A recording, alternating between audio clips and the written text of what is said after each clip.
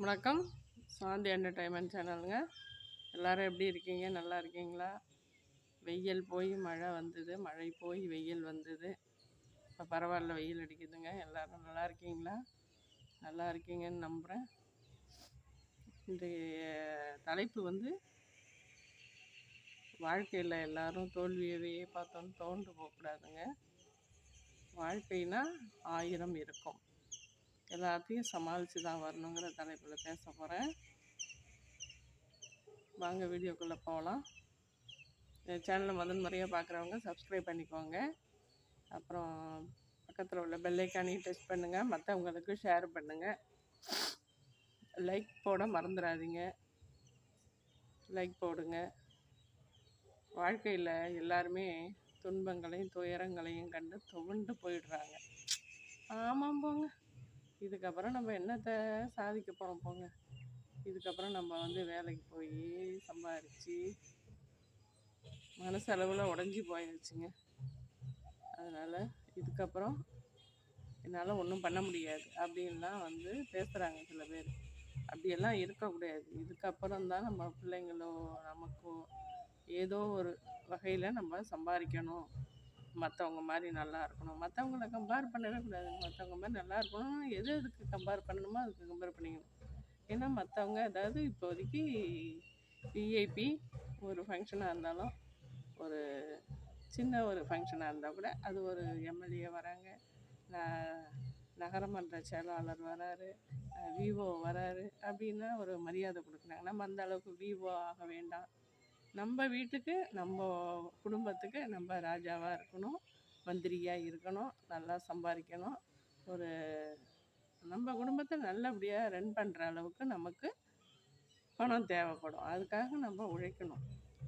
நம்மளால் எதுவும் செய்ய முடியாது, நம்மளால் எதுவுமே பண்ண முடியாது, நம்ம துவண்டு உட்காந்துட்டோம், நமக்கு எல்லாம் இழப்பாகிடுச்சு, இதுக்கப்புறம் நம்ம ஈடுகட்ட முடியாது அப்படின்லாம் நினைக்கவே கூடாதுங்க. இதுக்கப்புறம் தான் நம்ம சமாளித்து நல்ல நிலைமைக்கு வரணும்.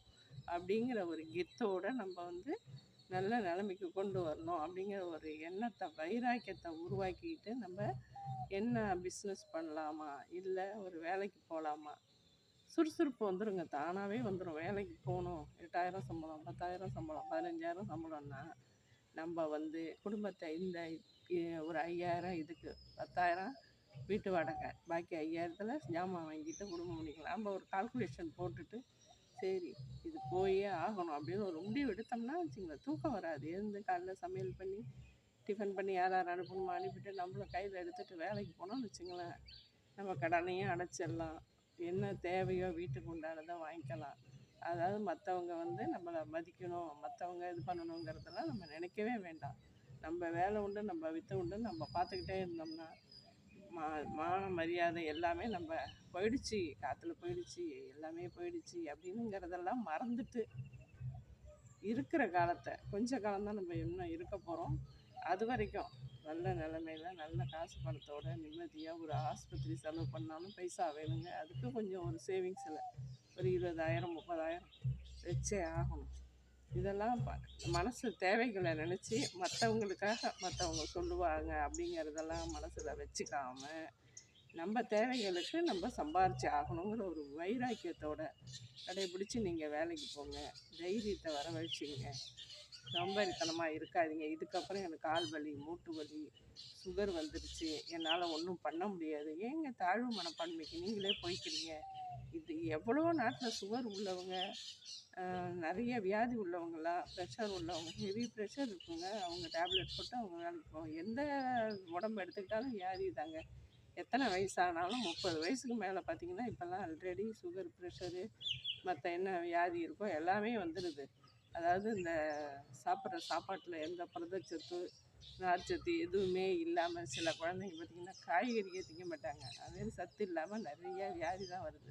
அதனால் நல்ல உணவாக சாப்பிட்டு நல்ல தைரியத்தோட தன்னம்பிக்கையோடு நீங்கள் எல்லாமே செயல்படலாம், செய்யலாம் அப்படின்னு ஒரு மன உறுதி எடுத்துக்கிட்டிங்கன்னா நீங்கள் தைரியமாக எல்லாத்தையும் சாதிக்கலாங்க. ஐயோ நம்ம வீட்டில் ஆம்பளை இல்லை, அப்பா இல்லை, அதனால் நம்ம குழந்தைங்களெல்லாம் எப்படி கரை சேர்க்க போகிறோம், எப்படி படிக்க வைக்க போகிறோம், எப்படி கல்யாணம் பண்ணி கொடுக்க போகிறோம், மாப்பிள்ளை எப்படி பார்க்கறது, பொண்ணுக்கு மாப்பிள்ளை எப்படி பார்க்கறது, மாப்பிள்ளைக்கு பொண்ணு எப்படி பார்க்கறது, பையனுக்கு எப்படி பொண்ணு பார்க்கறது, இப்படியெல்லாம் யோசித்து யோசித்து குழம்பாம நல்ல தைரியமாக இருந்து 4 இடத்துல சொன்னீங்கன்னா உங்களால் முடியும், எல்லாமே செய்ய முடியும். வெளியில் வாங்க, வீட்டை விட்டு வெளியில் வந்து 4 பேரை சந்தித்து கேட்டு விசாரித்து தகவல் மையம் கொடுத்து பார்த்தீங்கன்னா ஒன்றும் முடியாத காரியம் இல்லைங்க.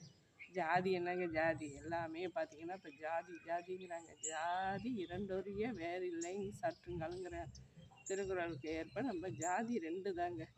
ஆண் பெண் இரு ஜாதி தான். அதனால் ஜாதியெல்லாம் ஓரங்கட்டுங்க. ஓரம் கட்டிட்டு இப்போ எந்த ஜாதியில் அசைவம் சாப்பிடாமல் இருக்காங்க, பிராமின் சாப்பிடாமல் இருக்காங்களா, இல்லை பிள்ளைமாருங்க சாப்பிடாம, எல்லாமே அசைவம் சாப்பிட்றாங்க, எல்லோரும் சாப்பிட்றாங்க. அதனால் நீங்கள் வந்து தயவு செஞ்சு ஜாதியை பார்க்காதீங்க. நல்ல பெண்ணாக இருந்தால் மகனுக்கு ஓகே, நல்ல மாப்பிள்ளையாக இருந்தால் பெண்ணுக்கு ஓகே, வேறு ஜாதியாக இருந்தாலும் பரவாயில்ல, நல்ல மணமகனாக தேர்ந்தெடுத்து நீங்கள் வரன் முடிக்கலாம்.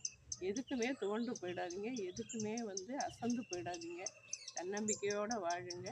அதனால் தைரியத்தை வர வச்சிங்கன்னா எல்லாமே நல்லபடியாக நடக்கும். எதுவுமே தட்டி கேட்கணும். நம்ம குடும்பத்தில் யாருக்கோ ஏதோ ஒன்று ஆச்சு, இல்லை குழந்தைங்களுக்கு ஏதோ ஒரு அநீதி நடந்ததுன்னா தட்டி கேட்கணும். ஐயோ நம்ம போயிட்டோம்னா அவங்க பெரிய இடம், நம்ம மோத முடியாது, நமக்கு வந்து அந்த அளவுக்கு பொருளாதாரமும் இல்லை, பக்கபலமும் இல்லை அப்படின்னு சொல்லிட்டு நம்ம ஒதுங்கி இருக்கக்கூடாது. தைரியமாக ஃபேஸ் பண்ணணும். ஃபேஸ் பண்ணி முடிவு என்னங்கிறத 4 பேரை, நமக்கு 4 பேர் இருப்பாங்க, ஏழைக்கு 4 பேர் இருப்பாங்க, அவங்க அழைச்சிட்டு போய் நம்ம அதை கேட்டு என்னங்கிறத முடிவு பண்ணிக்கணும்.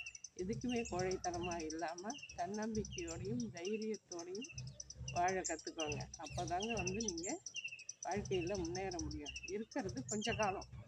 அதாவது இப்போதைக்கெல்லாம் வந்து அந்த காலத்தில் கிராமத்துலலாம் 100 வயசு 120 வயசு வரைக்கும் வாழ்ந்தாங்க. இப்போ அந்த அளவுக்குலாம் வந்து வியாதி விட்டு வைக்கலை. அதனால் நம்ம வாழறது 60 வயசுக்குள்ளேயே போயிடுறாங்க சில பேர். அதனால் வியாதியை நம்ம அண்ட விடாமல் சுறுசுறுப்போடையும் சோம்பேறித்தனம் இல்லாமல் நல்ல ஃபுட்டாக எடுத்துக்கிட்டு நல்ல மனசை முதல்ல சுத்தமாக வச்சுக்கோங்க. மனசை வந்து தேவையில்லாத சந்தேகங்கள், தேவையில்லாத குழப்பங்கள், தேவையில்லாத கவலைகளெல்லாம் விட்டு தள்ளிட்டு நல்லபடியாக உங்களால் நல்லபடியாக இருக்க முடியும். தைரியமாக இருங்க. குடும்பத்தில் எல்லார் வீட்லேயும் குழப்பங்கள், பிரச்சனைகள், சண்டைகள் இல்லாத வீடே கிடையாது. எல்லாருக்கும் எல்லா விதமான பிரச்சனைகளும் இருக்குது. சில பேர் அதை வெளியிலே காட்டிக்க மாட்டாங்க, நல்லா இருக்காங்க, நம்ம மட்டும் இவ்வளோ டவுனாக இருக்குமேன்னு நினைப்போம். அவங்கள்ட்ட பேசி பார்த்திங்கன்னா அவங்களுடைய கவலைகளை சொல்லும்போது ஐயோ நம்ம பரவாயில்ல அப்படின்னு நமக்கு நினைக்க தோணும். அதனால் நம்ம தான் எல்லாத்துலேயும் தாழ்ந்து போயிட்டோம் அப்படிங்கிற தாழ்வு மனப்பான்மை இல்லாமல் தன்னம்பிக்கையோடையும் தைரியத்தோடையும் நீங்கள் எல்லாத்தையும் ஃபேஸ் பண்ணி உங்கள் குழந்தைங்களை ஆரோக்கியமாக வளர்த்து நல்ல இடத்துல கல்யாணம் பண்ணி கொடுங்க.